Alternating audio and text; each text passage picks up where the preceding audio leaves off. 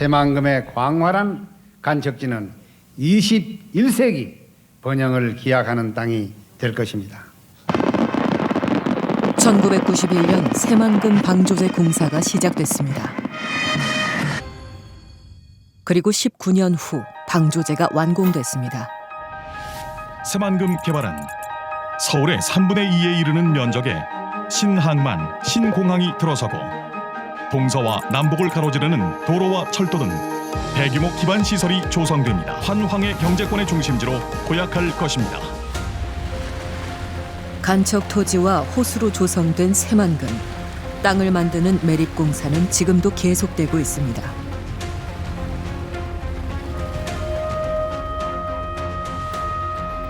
하루에 2번 새만금 방조제의 관문이 열립니다.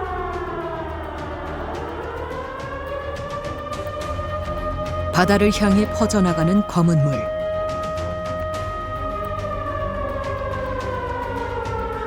방조제 안에 갇혀있던 새만금호의 물입니다.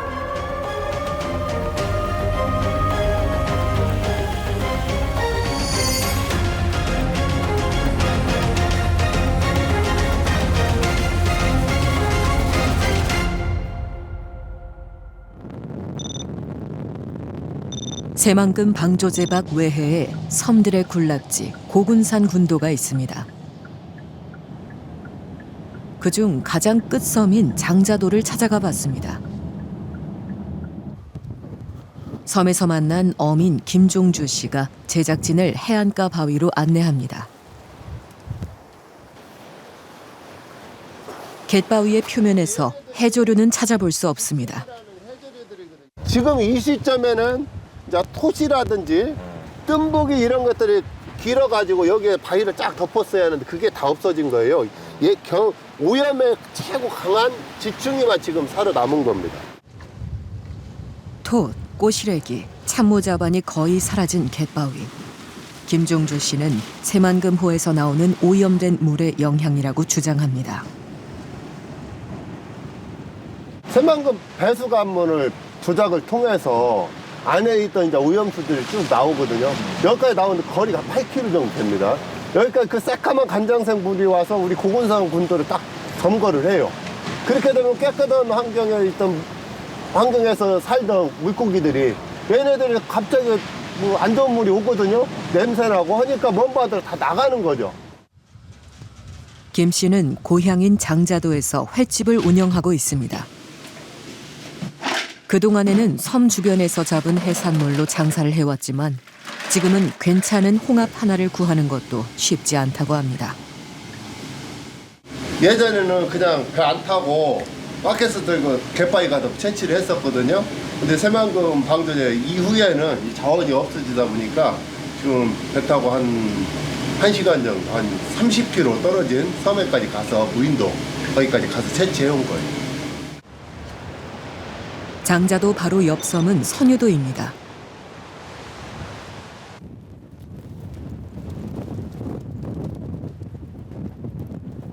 썰물 때가 되자 넓은 갯벌이 펼쳐집니다.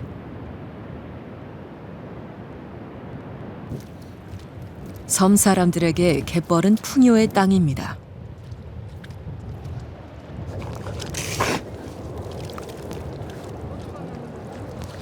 아, 진짜 맛있어요. 이게 뭐예요? 참맛. 예. 이게 김치찌개 묵은 김치에다 끓여놓으면 엄청 맛있어요. 그래요? 예. 그러나 삽 하나만 있으면 양동이 가득 참맛을 잡던 시절은 옛 이야기가 되어버렸습니다. 아, 왜 이렇게 귀하냐? 없어. 저 밑에 좀 내려가면 있나? 마을 공동 어장도 사정은 다르지 않습니다.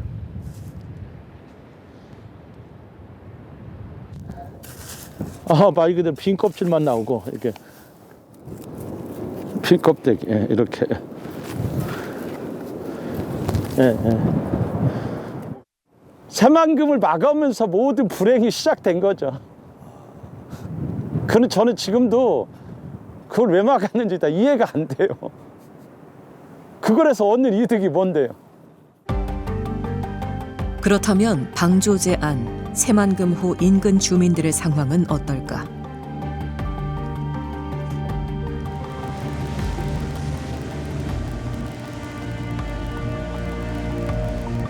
새만금호에서 30년 넘게 조업을 해온 선장의 배에 동승했습니다.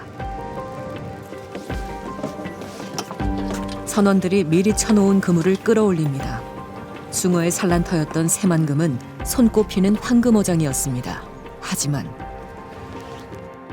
아예 없죠.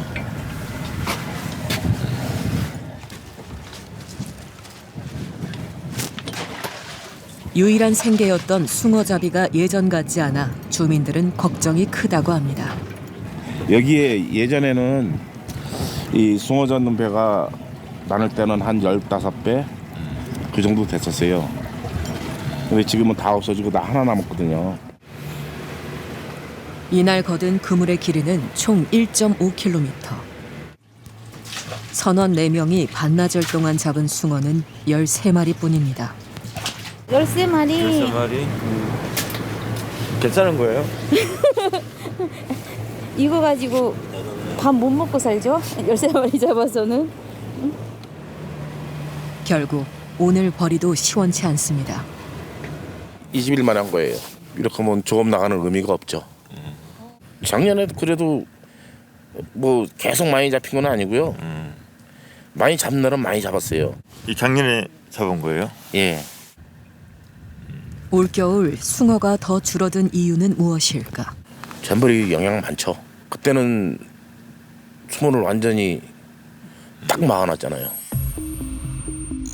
지난해 세계 잼버리 대회 당시 정부는 갯벌을 매립해 조성한 야영장 침수를 막기 위해 방조제 관문을 통한 해수 유통을 줄였습니다.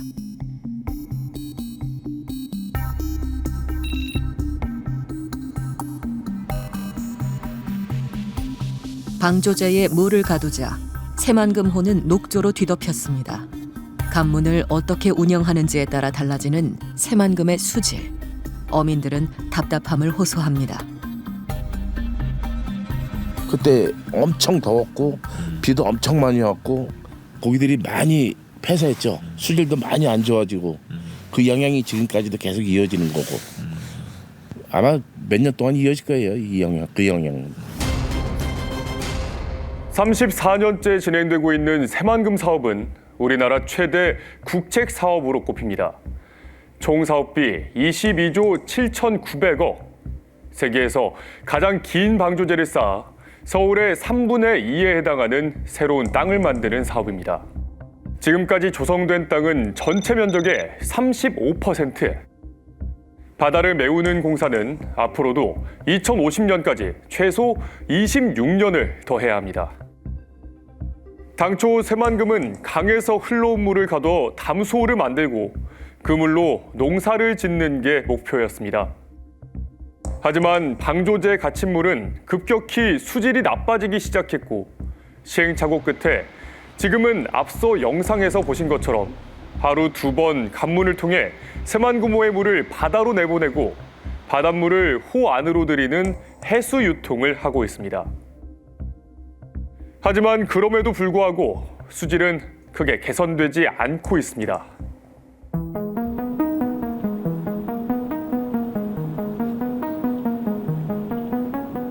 겨울은 1년 중 새만금의 수질이 가장 좋은 때입니다. 하지만 하늘에서 본 새만금호의 색은 바깥바다와 극명하게 차이가 납니다. 물속은 어떤 상태일까? 새만금 시민생태조사단과 함께 새만금호 바닥의 퇴적토를 살펴보기로 했습니다.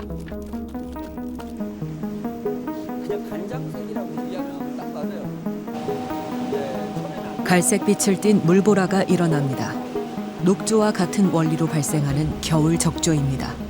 건강한 바닷물들이 들어와야 되는데 들어오지 않고 있고, 그리고 이쪽에서는 그 내륙에서 내려온 그 유기염료라든가 그 영양소들이 바다로 나가야 되거든요. 원래는 그게 나가는 것이 막혀 있지 않고 나가는 순환의 구조가 되어져 있는데 막아놓으니까 이쪽에 영양염료가 적체되고 있는 거죠.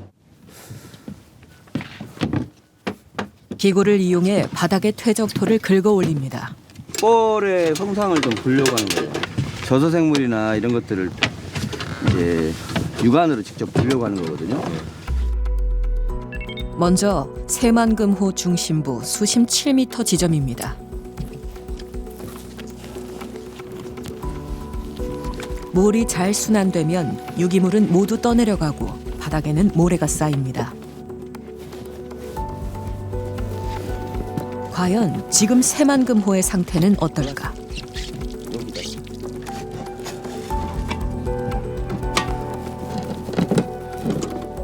이 저층에 이렇게 현기성 전체 덩어리가 올라오는데 보통 이렇게 까만 형상이 나오려면 수개월 동안, 수년 동안 해야 이렇게 현기성 상태가 나오거든요.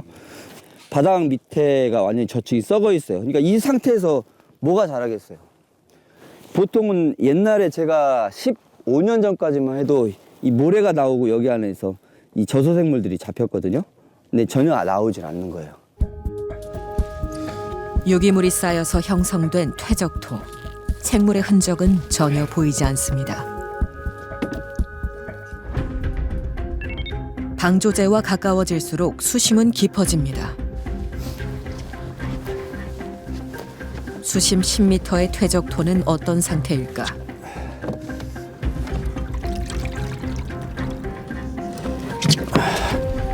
보세요.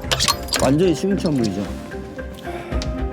이 검은 퇴적토는 물이 정체돼 있다는 것을 의미합니다. 수심이 깊어질수록 퇴적토의 상태는 더 심각했습니다. 완전히 썩었어. 냄새 더 난다, 더 나. 오, 네. 냄새가 확 나네요, 여기는. 네. 또 틀리죠. 30에 새만금호에서 왜 썩은 퇴적토가 쌓이는 것일까? 세 번째.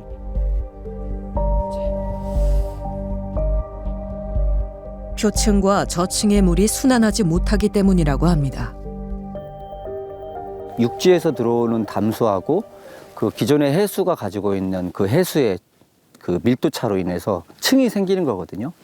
이 층이 생기는데 보통은 자연스럽게 해수가 들어오면 깨지고 그런 것들을 통해서 산소가 다시 유입되고 이래야 되는데 그 층이 거의 저는 그 돌과 나무라고 표현까지도 할 수 있을 정도로 층이 굉장히 단단하게 형성이 돼 있어요. 담수하고 해수층 사이에 유리막 하나가 쳐 있다고 생각하시면 돼요. 위쪽엔 밀도가 낮은 민물이, 아래쪽엔 밀도가 높은 바닷물이 자리합니다. 마치 물과 기름처럼 분리된 연분 성층화 현상입니다. 연분 성층화는 5월부터 11월 사이에 더 강하게 형성됩니다. 작년 8월 시민생태조사단이 실시한 수질조사. 표층은 기후가 높은데 바로 한 3m 정도 가면서 기후가 갑자기 떨어지는. 조사단은 총 11곳의 수심별 용존 산소량을 분석했습니다.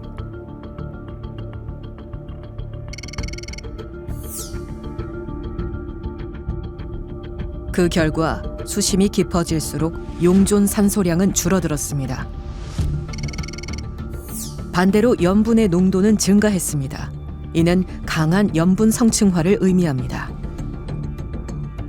민물은 바닷물보다 가볍잖아요. 그러니까 민물과 섞인 가벼운 물이 위쪽에 있고 무거운 염분이 높은 물이 밑에 있으니까 이게 뒤집어지질 않죠. 1년 내내 12달을 뒤집어지지 않으니까 계속 산소가 없어지는 거죠.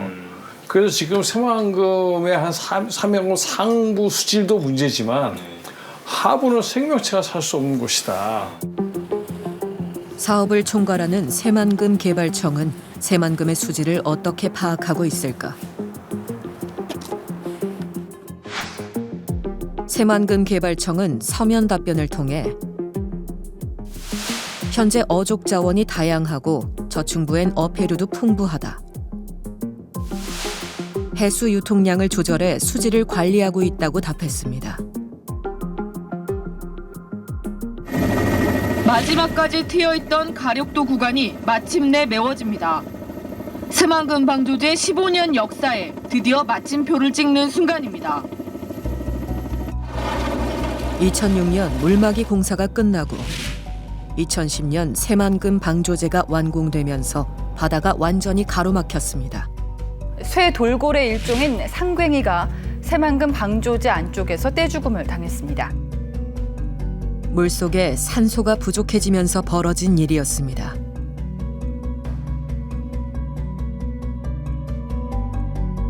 새만금 방조제 안쪽 호수에서 물고기 수천 마리가 또 떼죽음을 당했습니다. 그 후로도 물고기나 어패류가 집단으로 폐사하는 일이 새만금호에서는 연례적으로 벌어졌습니다. 수질 문제는 새만금의 가장 큰 숙제였습니다.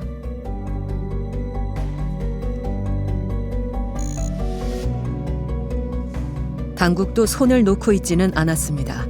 다양한 수질 개선 대책을 시행하고 10년마다 이를 평가해 정책을 수립했습니다.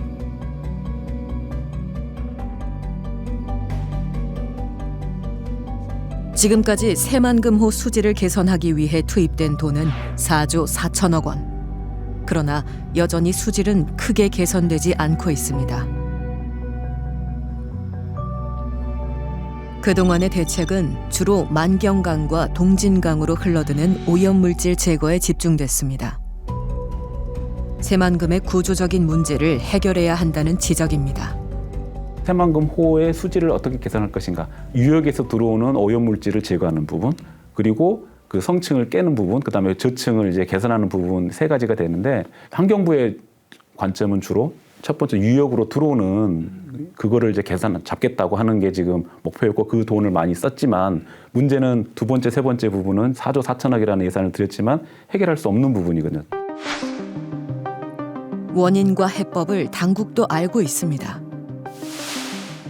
환경부는 새만금호가 염분의 영향으로 성층이 생겨 무산소층이 형성되고 있다며 해수 유통량을 늘리면 수질이 개선된다고 분석했습니다.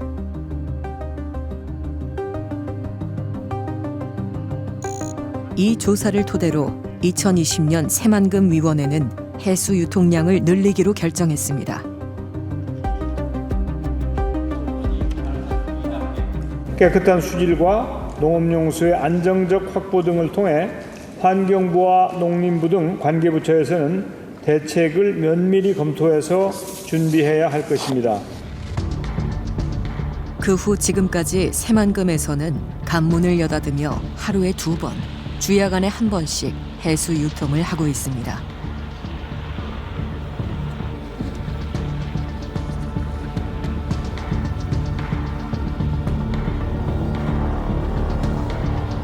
새만금 관문이 다시 열렸습니다.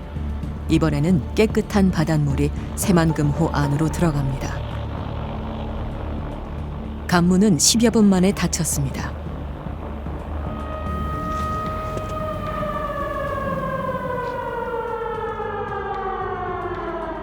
해수 유통을 1일 2회로 확대한 지 3년이 지났습니다. 그러나 하늘에서 본 새만금호의 색은 여전히 짙습니다. 이 상태가 계속된다면 새만금 수질은 더 악화될 것이라고 전문가는 경고합니다. 시와호가 그랬잖아요. 안양은 너무 오염되니까 문을 여니까 밖에 바다가 너무 오염되니까 시와호는 당장 스톱했잖아요. 근데 여기는 이게 그러니까 시와호는 여기보다 사이즈가 적다 보니까 오염이 눈에 보여서 빨리 조치를 했는데 얘는 시간이 오래 걸리니까 사람들이 넉넉고 있게 되는 거죠. 그러니까 그 개구리를 뜨거운 물에 넣고 데피면 지가 더운지 모르듯이. 그게 굉장히 심각하잖아요.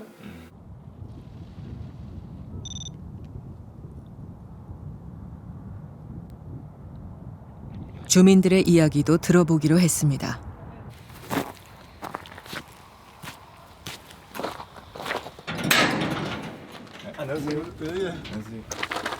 새만금호 안쪽에 있는 어촌 마을을 찾았습니다.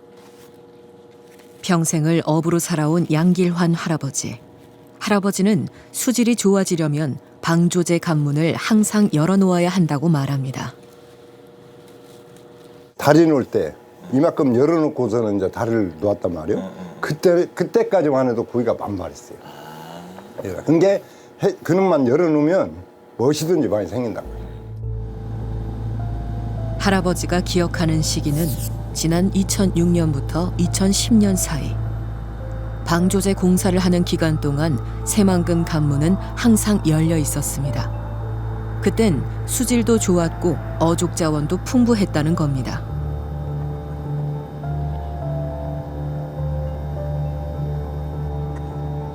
새만금호의 수질은 원활한 해수 유통에 달려 있음을 알 수 있습니다. 그때는 이 안에서도 뭐 멀리 갈 것도 없이 아무 데서나 가서 넣어도 우리 일당들을 해갖고 왔어요. 지금은. 그때는. 근데 지금은 딱 막았다가 고개 들을만 하면 딱 닫아버려요.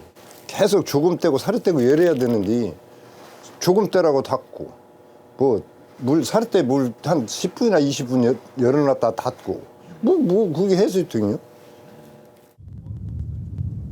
새만금의 생태계도 마찬가지입니다. 2000년부터 새만금의 새들을 기록해오고 있는 오동필 씨.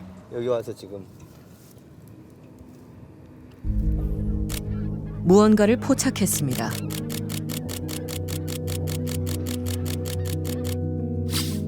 숭어 사냥을 하는 물술입니다.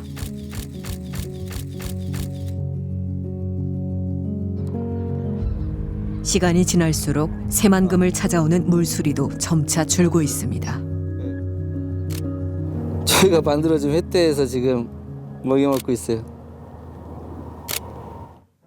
오동필 씨 역시 해수를 항상 유통해야 한다고 주장합니다. 그러기 위해선 꼭 짚어야 할 것이 있다고 합니다. 바로 2005년도부터 2010년도까지 방조제는 막았지만 이 수문으로 해수를 계속 순환시켰어요.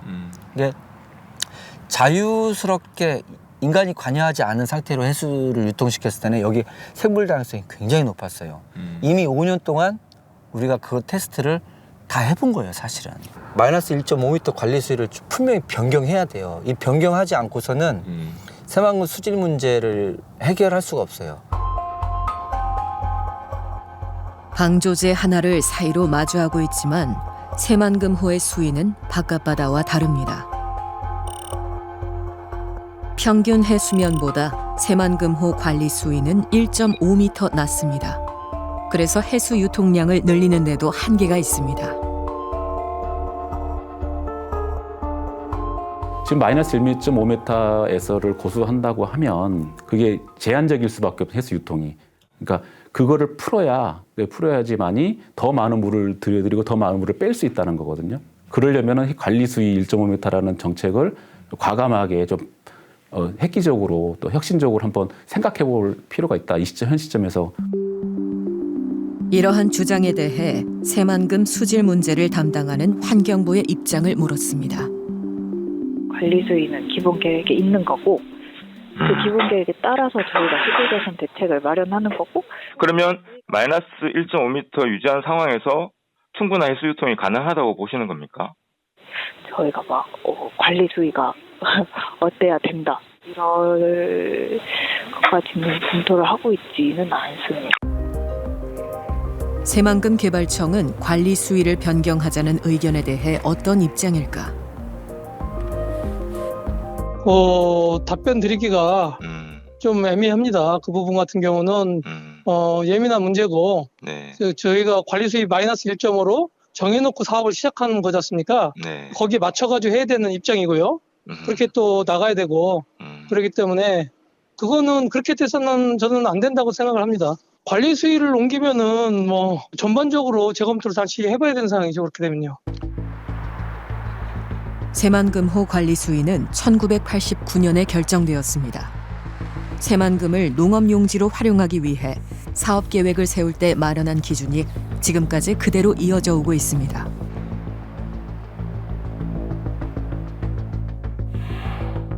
농어촌 공사는 관리 수위를 마이너스 1.5m로 정한 것에 대해 토지 이용 효율, 유지 관리에 가장 적정한 것으로 판단했다.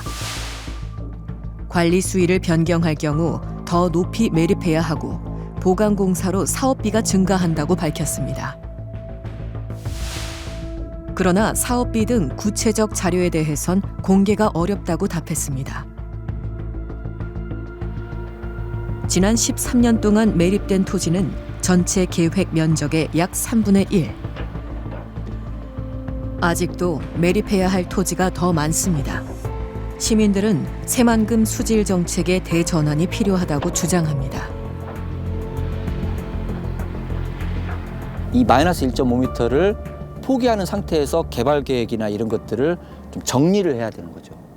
그리고 들어가는 돈들을 마이너스 1.5m 하는데 그 문제점이 생긴다. 그럼 그 문제점이 생기는 곳에 투자하면 되는 겁니다. 서울시에 3분의 1을 넣을 수 있는 이 공간에 2만 명이 살았는데 이것을 그대로 방치 상태로 놓고 생물이 살 수 없게 관리한다? 이거는 방조고 어떻게 보면은 정부가 제 일을 못하고 있는 거예요. 새만금의 수질은 어민들의 이익이나 환경 생태계만의 문제가 아닙니다. 현재 새만금에서 진행되고 있는 산업단지와 스마트 수변도시, 관광 레저단지 등 새만금 사업 전체의 성공과도 직결된 문제입니다. 깨끗한 물이 담보되지 않는다면 수변도시 분양도, 관광 레저단지를 개발할 투자자는 물론 관광객 유치도 요원해질 겁니다. 얼마 전 새만금에서 테마파크 조성공사가 첫 삽을 떴습니다. 10수년째 방치돼 있던 관광 레저단지에 첫 민간 투자가 이루어진 겁니다. 그 현장을 찾아가 봤습니다. 공사를 앞둔 테마파크 부지입니다. 안녕하세요. 안녕하세요. 예, 안녕하십니까. 유청기 대표입니다. 네, 반갑습니다. 반갑습니다. 유청기 대표는 이 일대에 숙박시설과 문화공연시설을 건설할 계획입니다. 가족이 다 같이 놀러 와서 이게 문화공연장입니다. 아이들, 약 10살 미만의 아이들이 총 사업비는 1,443억, 2026년 말 개장을 목표로 하고 있습니다. 이 대관람차는 지금 현재 우리 국내에는 최대가 65m고 저희는 약 88m로 승인을 받았습니다. 부지로 직접 나가봤습니다. 너른 갯벌과 바다가 펼쳐집니다. 여기 가만히 앉아서 차 한 잔만 마셔도 얘가 뭐 도심권에 최고의 인테리어를 해놓은 것보다 훨씬 낫죠. 또 젊을 때는 또 사람이 이렇게 내려가 보고 싶은 이런 욕구도 생기고 이게 저희한테는 천혜의 그 사업 콘텐츠인 것 같습니다. 이 부지는 새만금 방조제 밖, 즉 외해에 위치해 있습니다. 그래서 자연 그대로의 갯벌과 바다를 체험할 수 있습니다. 유 대표가 투자를 결심한 것도 깨끗한 자연이 있었기 때문이라고 합니다. 저희가 조그마한 기업이다 보니 지금은 이 사업이 꿈의 영광이죠. 인생 걸었죠. 유 대표는 사업 성공을 위해 수질이 개선되어야 한다고 말합니다. 수질이 좋지 않으면 관광객은 오지 않습니다. 아무리 좋은 시설을 갖췄다고 해도 자연이 주는 선물이 없다면 관광객은 움직이지 않습니다. 그래서 새만금 안에 내측에 있는 바다는 무조건 살아나야 된다고 생각을 합니다. 사업부지 바로 옆으로 방조제를 지나면 새만금호 내부 관광 레저 용지가 나옵니다. 일부는 매립이 완료됐지만 아직까지 실질적인 민간 투자가 이루어지지 않고 있습니다. 관광 레저 용지가 들어서는 곳은 도시 용지 구간으로 환경부가 정한 목표 수질은 3등급입니다. 목표 수질은 잘 유지되고 있을까? 환경부는 하류 지역의 경우 지난해 목표 수질을 일부 달성하지 못했다고 답했습니다. 전문가는 3등급이 달성돼도 부족하다고 말합니다. 여름에 사람들이 와서 놀아야 되잖아요. 근데 물에서 놀려면 2급 수 정도가 돼야 되거든요. 그 정도로 내리지 않으면 여기는 관광지가 될 수도 없고 그 수변 도시도 성공할 수 없는 겁니다. 따라서 해수욕장을 더 많이 해서 이 수준을 한 2급 수준으로 내려줘야 이 수변 도시와 관광도 성공을 할 수가 있는 것이죠. 목표 수질을 달성하지 못한 도시용지 구간에는 또 하나의 대형 사업이 추진되고 있습니다. 방조제 옆에 조성된 거대한 부지. 바로 스마트 수변 도시입니다. 매립이 끝나고 내년 초 토지 분양을 목표로 기반 공사가 진행 중입니다. 660만 제곱미터 부지에 건설되는 새만금 스마트 수변 도시는 새만금 사업을 성공적으로 추진하기 위해 선도적으로 실시되는 도시개발 사업으로 스마트 산업과 쾌적한 수변 정주 환경이 함께하는 새만금의 첫 번째 도시입니다. 새만금 수변 도시는 물을 테마로 조성될 예정입니다. 수질이 중요할 수밖에 없습니다. 수변 도시 사업을 담당하고 있는 새만금 개발공사 관계자에게 물었습니다. 그쵸. 그거에 대한 어떤 계획이나 뭐 이런 게 있다면? 초반에도 말씀드렸듯이 그 새만금 내호에 대한 그 수질 관련해서는 저희가 답변드릴 수 있는 상황은 아닌 것 같아요. 저희 관할 구역도 아니고 저희 공사 관할 구역도 아닐 뿐더러 새만금 사업 성공을 위해 가장 중요한 수질. 새만금 개발청은 어떤 노력을 하고 있을까? 저희 청에서 수질 관련해가지고 어떻게 답변할 사항은 없다는 얘기죠. 답변할 수도 없고 왜 그러냐면 정부 부처에서 주무부처가 환경부이기 때문에 환경부에서 그걸 답변하는 게 맞다. 환경부에 답변을 요청했습니다. 환경부는 간문 운영을 통해 새만금 수질을 개선할 수 있는 방안을 검토 중이다. 수질 개선을 위한 방안에 대해서는 새만금 위원회에서 논의를 거쳐 마련할 예정이라고 밝혔습니다. 국무총리실 산하에 있는 새만금 위원회는 새만금과 관련된 정책을 최종 결정합니다. 수질 대책에 대해 새만금 위원회는 관계기관이 합동으로 종합평가할 예정이다. 그 결과를 토대로 올 하반기에 대책을 논의하겠다고 밝혔습니다. 새만금청이라는 것은 이렇게 새만금을 위해서 만들어졌다면 새만금에 잘못된 것이 있으면 고치고 개선하고 이렇게 해야 되는데 나는 새만금위원회에서 시키는 일만 하겠다. 이 문제가 너무나 크니까 환경부는 괜히 말을 한번 내놨다가는 너무 골치 아파질 것 같으니까 말을 안 해버리고.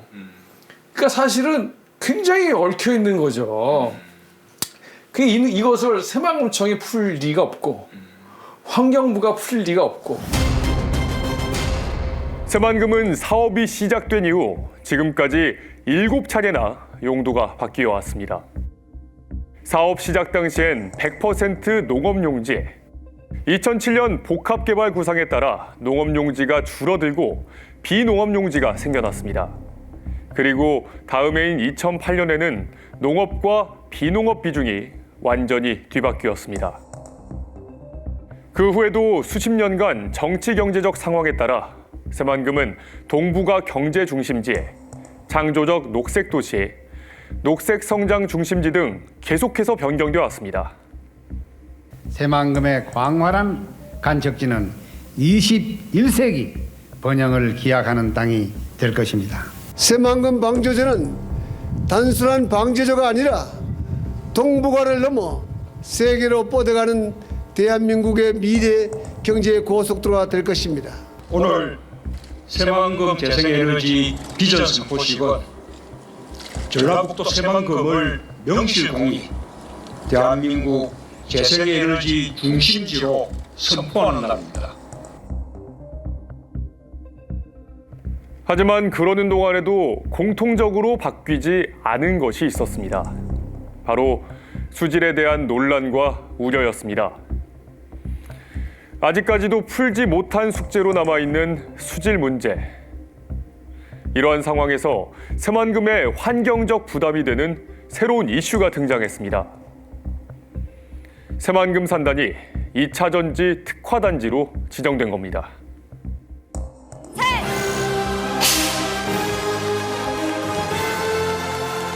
축하해 주십시오. 새만금 산단 투자 유치 6조. 새만금에 기업들의 투자가 집중되고 있습니다. 2차 전지 관련 기업의 집적화가 용이한 이 새만금은 최적의 플랫폼이라고 할 수 있습니다. 작년 7월 2차 전지 특화 단지로 지정된 후 활기를 띠고 있는 새만금 산단. 새만금 산단은 새만금 전체 개발 면적의 25%를 차지합니다.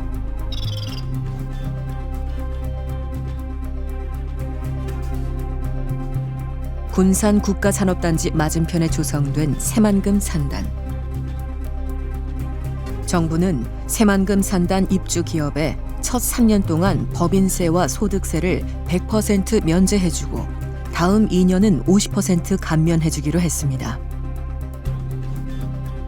투자가 몰리면서 매립공사도 활기를 띠고 있습니다. 지난해 새만금 산단이 확보한 투자 유치는 10조 원 규모. 그중 2차 전지 관련 산업이 9조 원에 달합니다. 그러나 환경에 대한 우려의 목소리도 나오고 있습니다.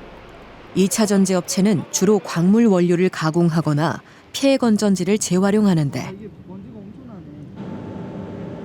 이 공정은 화학 처리 과정에서 중금속 함유 폐수와 고염도 폐수가 많이 발생합니다. 실제로 3년 전 2차 전지 업체의 폐수가 유출되는 사고가 일어나 논란이 된 적도 있습니다. 영일만 산단을 대상으로 실시한 처리수 조사에서 생태 독성이 기준치보다 최소 8배에서 16배나 검출됐는데 모두 2차 전지 소재 제조 공장이었습니다. 국내외 2차 전지 업체가 새만금에 모여들고 있습니다. 환경오염에 대한 우려가 커지자 정부도 대책을 발표했습니다.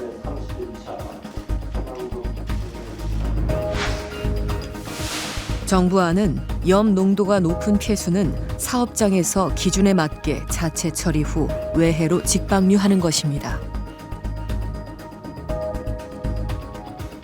오염 사고 대책 없이 민간 업체에 처리를 맡겨도 괜찮은 걸까?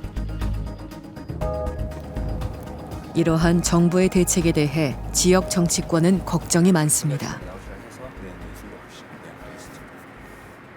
군산 새만금 산단 같은 경우는 핵심 소재 광물하고 그다음에 2차 전지 리사이클링 기지예요.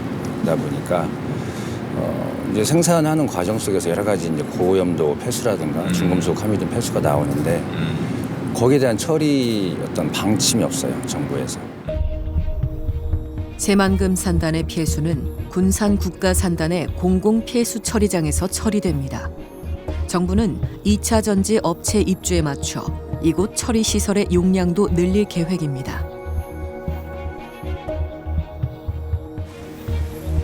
그러나 공공 폐수 처리장에서는 고농도 염분 폐수는 처리가 불가합니다. 이한세 의원은 2차 전지 업체 전용 폐수 처리 시설을 만들어야 한다고 주장합니다.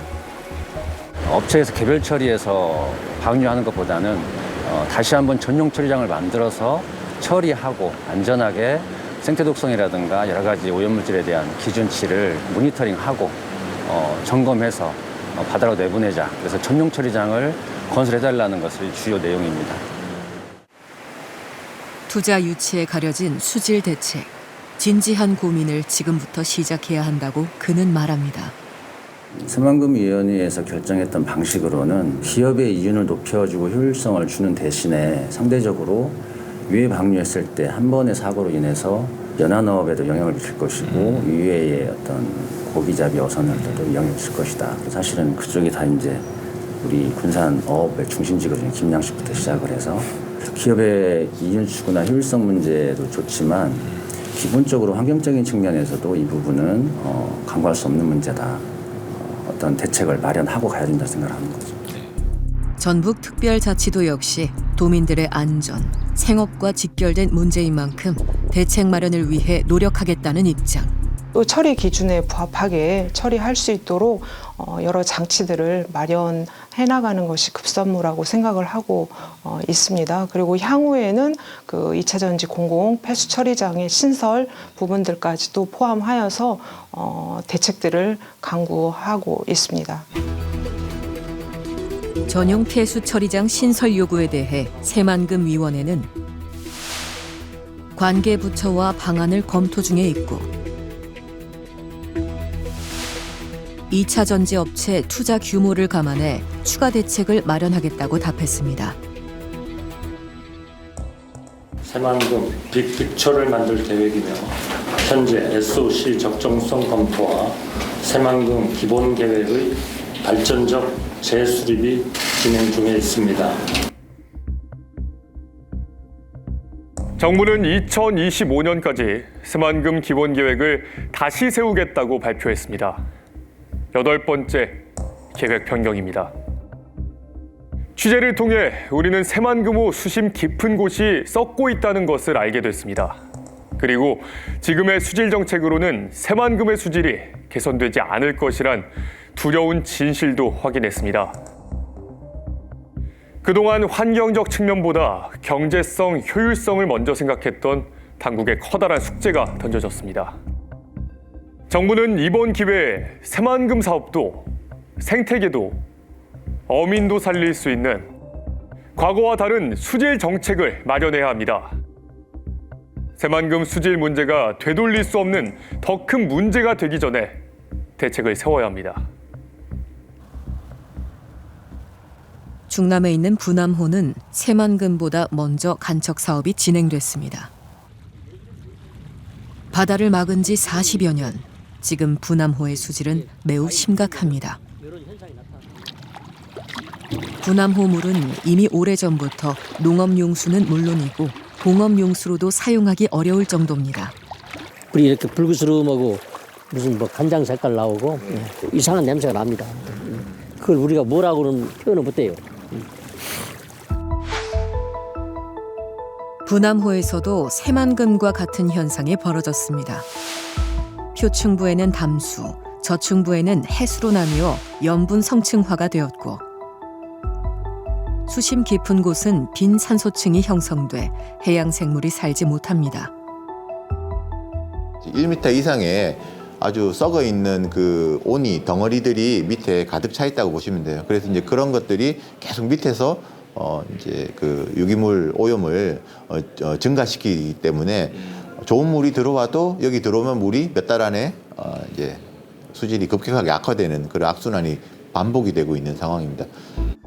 충청남도는 늦었지만 터널을 만들어 해수를 유통시키는 방안을 추진 중입니다. 수질 개선은 환경과 주민 모두에게 이익이라고 판단한 겁니다. 농민도 살고 또 어민도 훨씬 더 유리한 그런 어업 환경을 조성할 수 있기 때문에 서로 윈윈하는 그런 전략을 세울 수가 있다고 판단이 됩니다. 그러나 분암호 물로 농사를 짓는 농민들은 뒤늦은 해수 유통 정책에 우려를 표합니다. 비가 많이 안 오면은 염도가 높아져 가지고 상당히 힘들어요. 만에 하나라도 염도가 높아진다고 하면 농지가 다 이제 농사를 이제 포기해야 되는 입장이잖아요. 대안을 제시해 가지고 사업하는 것이 옳다 이렇게 생각을 해요. 분암호 방조제 밖 외해 어민들도 마찬가지 입장입니다. 고기를 잡고 낚시터를 운영하는 주민들은 분암호의 썩은 물이 바다로 나올 경우 생업에 타격을 받게 될 것이라고 주장합니다. 수질 개선의 필요성은 인정하지만 주민들을 위한 생계 대책이 먼저라고 말합니다. 저희들 피해밖에 안 되잖아요. 뭐 저희들 마을 어장도 그렇고요. 마을 어장 뭐 이제 해산 양식이든 바지락 양식이든 어쨌든 여기서 지금 좀 젊은 나이대 분들이 유어장 낚시터도 하고 계시는데 뭐 거기 고기 안 좋다. 그럼 누가 낚시 와요? 당장 먹고 살아야 되는데 장기적 몇 년도까지 이거 5년에 걸릴지 50년이 걸릴지 모르는 거를 장기적으로 생각하라? 그거는 제가 보기엔 말이 안 되는 거예요. 무책임한 얘기고. 오래 방치된 시간만큼 복구 비용이 증가한다는 것을 분암호 사례는 시사하고 있습니다.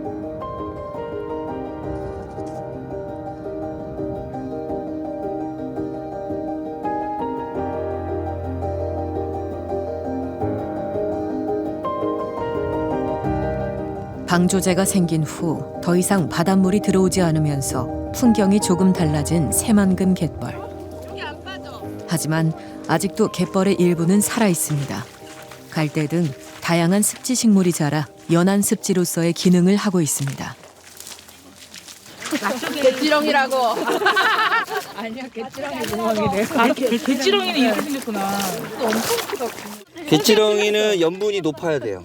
그 해양 저소생물이 여기서 안착을 못하는 이유가 표층수의 염분이 낮아가지고 다양한 해양 생물이 좀 안착을 못해요. 그런데 이런 종류는 갯벌의 상부선에 있는 애들은 갈개라든지 농개라든지 이런 애들은 물하고 염분하고 조금 충격을 좀 덜해요. 그래서 이렇게 살아남은 버티는 겁니다. 지금. 네. 해수 유통을 어떻게 늘릴 것인지, 관리 수위는 어떻게 할 것인지 풀어내야 할 것이 많습니다. 하지만 해수 유통을 늘리면 수질이 좋아진다는 사실을 모두가 인정하고 있다는 것은 분명 다행입니다. 같은 실수를 반복하지 않기 위해 어떤 정책을 마련해야 할까? 제가 여기 20년 동안 있어 보니까요. 사람이 먼저여가지고 사람이 사는 동네를 못 봤어요. 사람이 먼저다라고 욕심 다 부린 장소 다 사람들 떠났어요. 그때 누구 특정인들만 돈을 벌고 다 떠났단 말이에요. 근데 자연이 먼저고 생태계가 먼저다라고 했던 곳은 지금도 그 주민들이 그대로 살아 있습니다. 늦었지만 이번이 수질을 살리는 마지막 기회일 수 있습니다. 이렇게 넓은 장소는 다양성을 주면 야생동물들한테 되게 좋아요. 그래서 이렇게 밟아주면 뭐가 오냐면 맹금류가 먹이를 잡아서 여기 와서 먹이를 먹습니다. 네. 네.